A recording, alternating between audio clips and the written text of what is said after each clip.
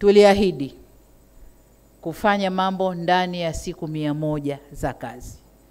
Nadhani leo tuko kwenye siku ya 10 katika hizo 100.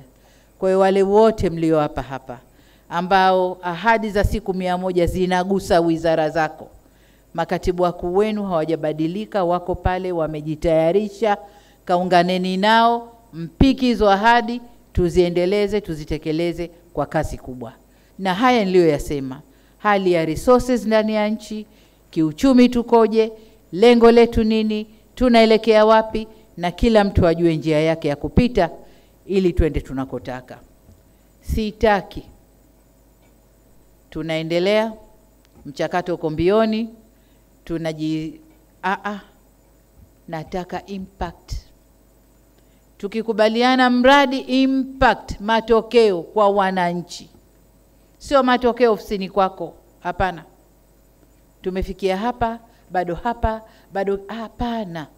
Matokeo kwa wananchi kwa muda utakao kubaliana.